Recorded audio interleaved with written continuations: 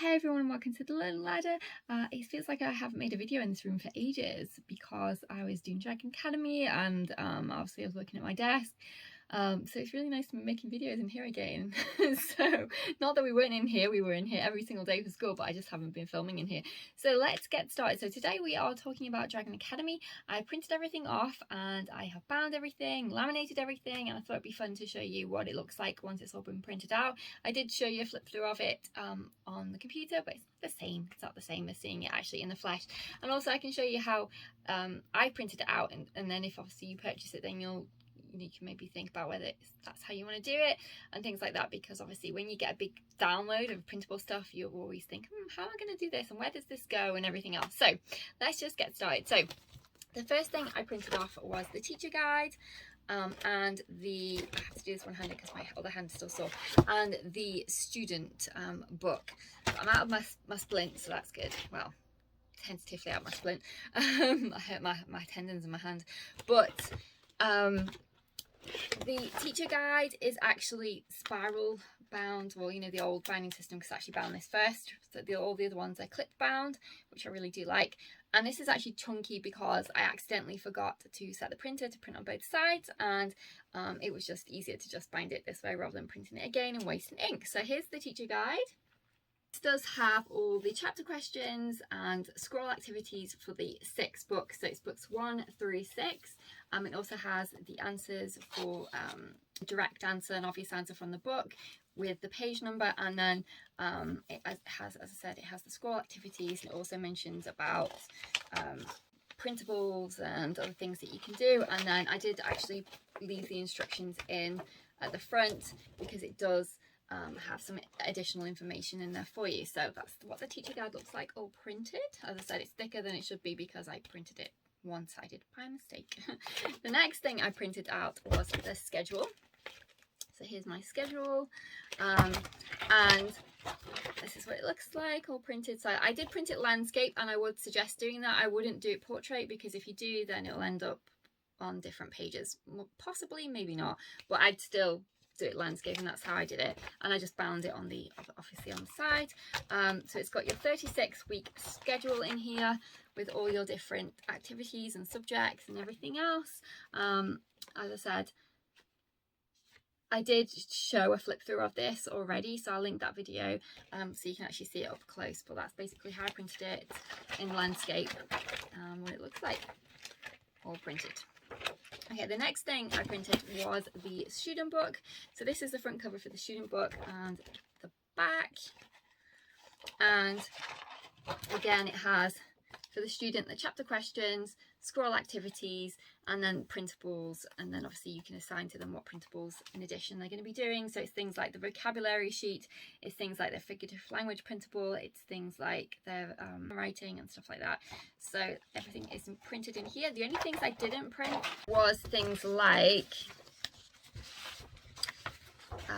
printables like this. So the character trait printables, which in the actual student book it'll prompt them and it'll say complete a character trait printable for Clay, for example.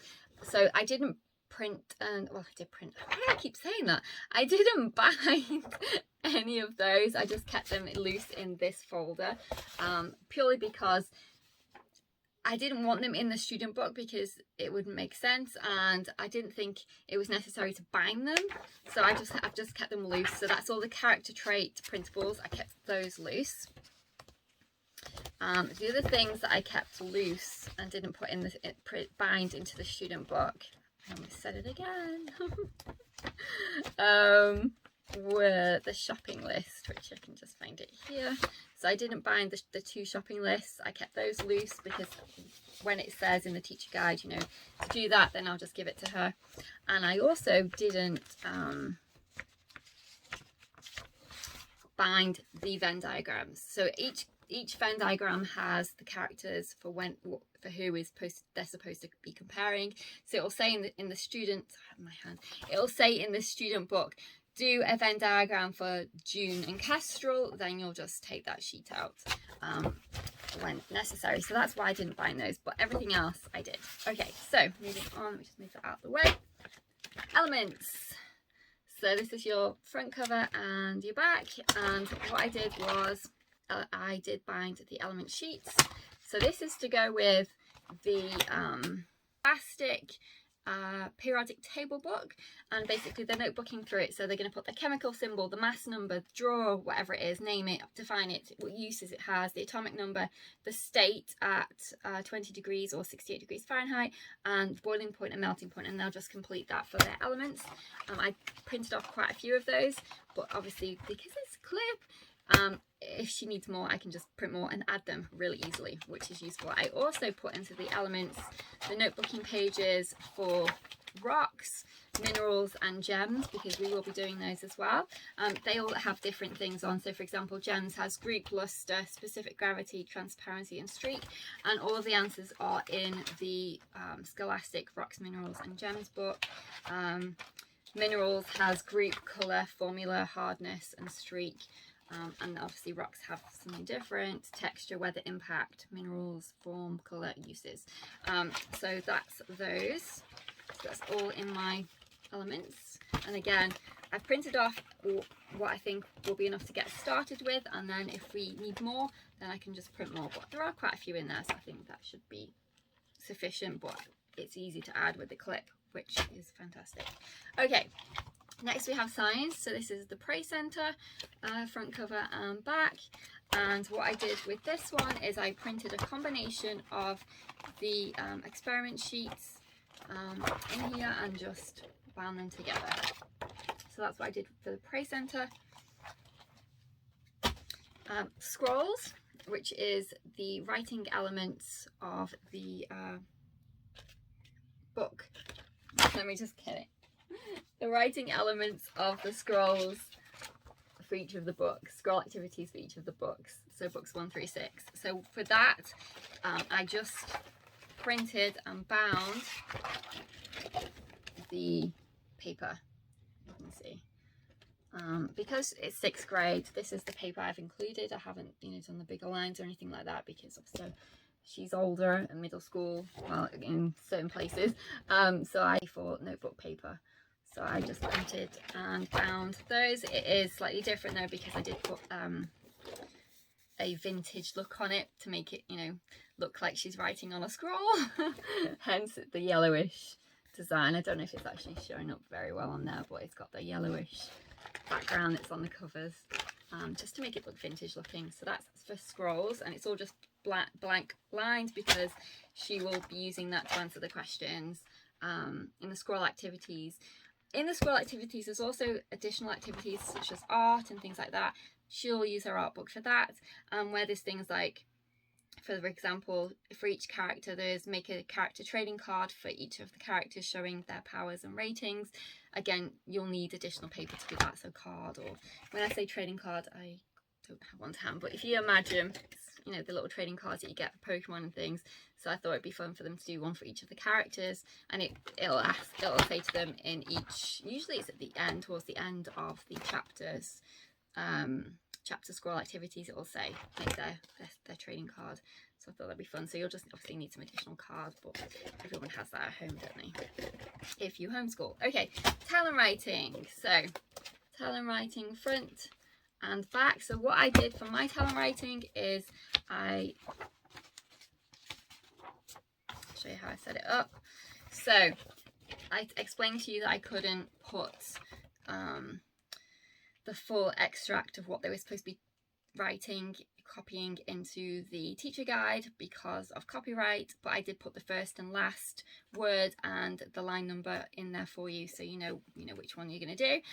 But I did say maybe over the summer you'd want to type it out for them, perhaps. Now if you do, this is how I've set it up. So I've got on the left the section they need to write with their chapter number and page number. I've also got the lined paper here, which is again the vintage colour, because obviously you're writing on scrolls, and then two plain, which is just the back. So I've not actually put additional plain paper in, it's just the backs, but I put those in, left those in specifically and put it this way, so then she could draw. So if she wants to draw what she's just written, in terms of her copy work, then that's there for her. And then we'll go on to the next. It's just utilizing, I wanted the extract to be on one side and then the writing to be on the other. So it was just a way of being able to do that. The writing page, and then obviously you've got your blanks, but drawing, that's what I thought. So it's not wasted paper, you're just using the backs, but I specifically wanted copy work on the left, space to write on the right. So that's how I've set up my Talon writing. Okay, next we have dragon. Ooh, well, we almost didn't. Next we have dragon grammar. Who knew this would be a comedy video? Okay, front and back cover. We have got the specific figurative language at the top, so in this case metaphor with some additional paper, and then what I did was I put in, I think, 3 additional sheets which are blank to go with that figurative language, because what they're going to be doing is writing extracts of where they've seen figurative language in the book into the specific categories. So we've got simile, so I thought that would probably be about enough pages, but if you need more, again, you can add more. And so I did that for each of the figurative language categories, and then I just put some additional paper at the back in case you needed to write anything in addition. So that's how the dragon grammar looks. Next we have legends, which is our history, dragon history. So what I did was I put the maps at the front, so you'll find your maps in the download under the it says Venn diagrams and maps, but if not, it's in the Venn diagram section, because they're a landscape obviously. So you've got your Asia world map. We're always so tiny.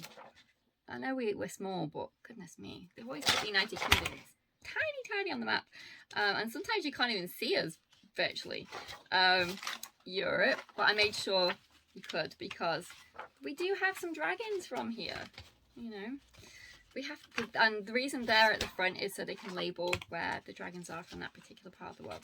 So there's one for the world, Asia and Europe, and then we go straight into our dragon pages. So that's when they're notebooking on different dragons from the Dragon World book, and then they've got all the different activities. So for example, dragon eggs, and this is all laid out in your schedule for you when they're supposed to be doing these pages, designing their own dragon, living dragons, and so on. So all the different pages are in there. Now in terms of laying it out, just follow the order of what it says in the teacher's guide, and also in the, let me just get the teacher's guide. In the schedule it tells you what pages they're going to be doing, but it also tells you in your schedule as well for helping you lay it out, you know, what order to put them in.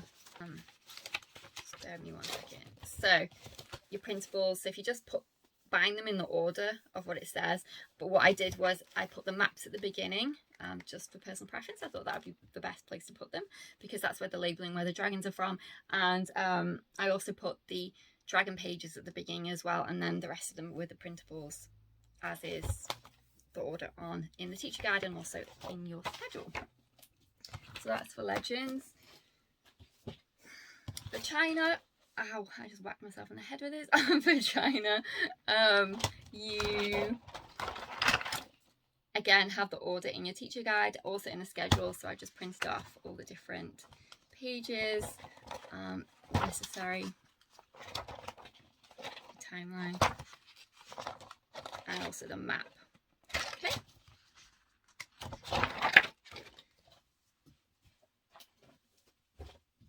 Pile is getting gigantic. Okay, now ocean. So as I said, this is completely optional, but we are doing it.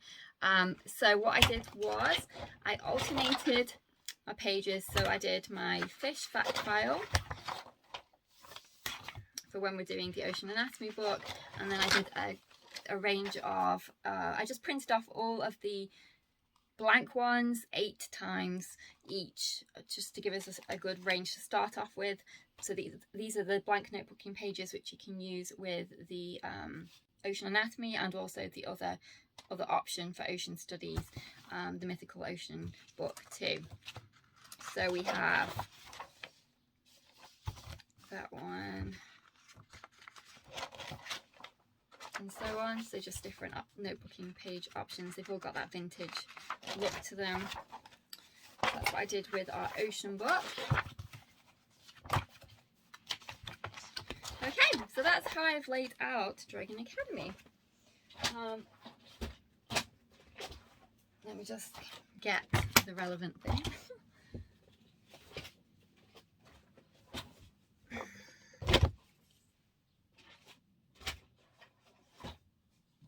Okay, so as I said, teacher guide, student book and schedule,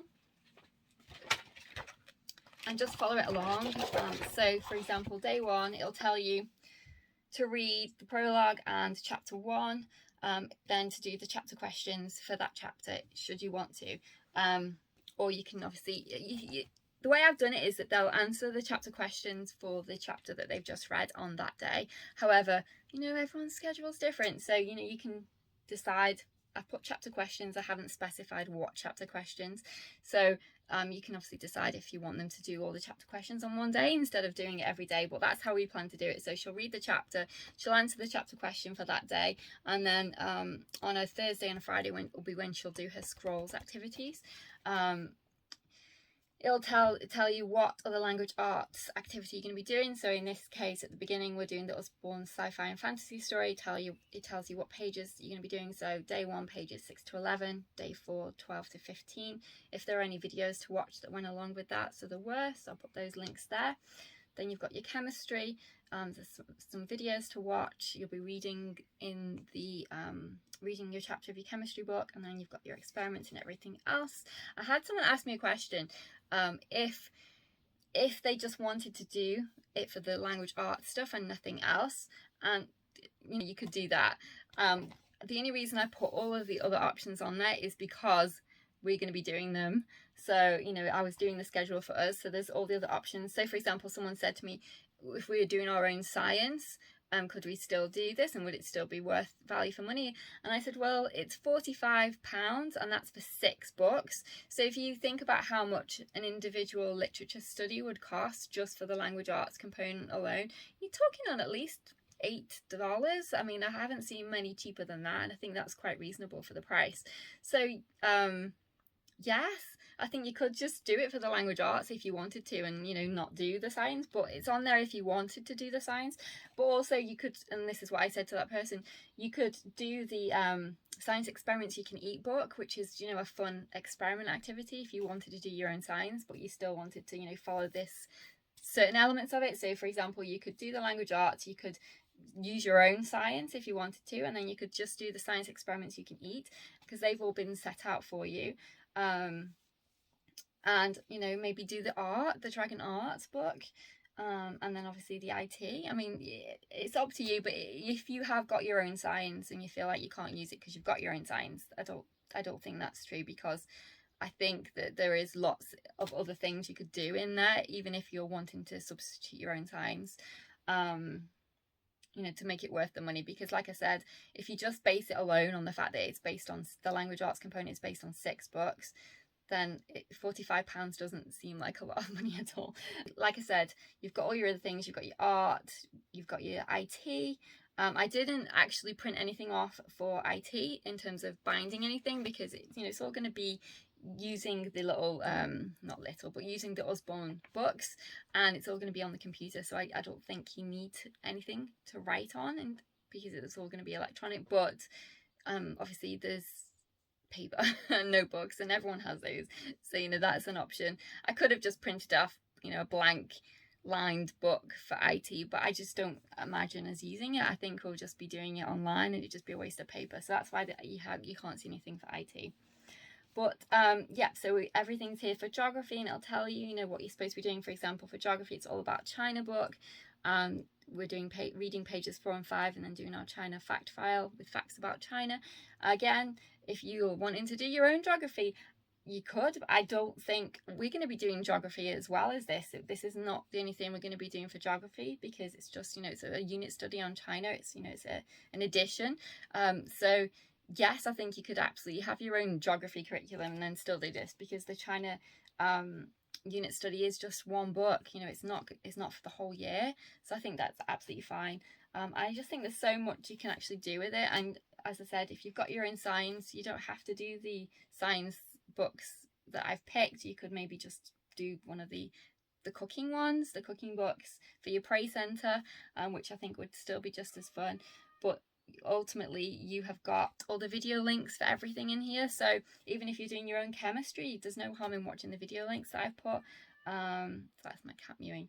But yeah, so I definitely think that you can substitute different curriculum for science if you want to, if you didn't fancy doing the science that we picked, but and that there's still a lot more in here that you can do.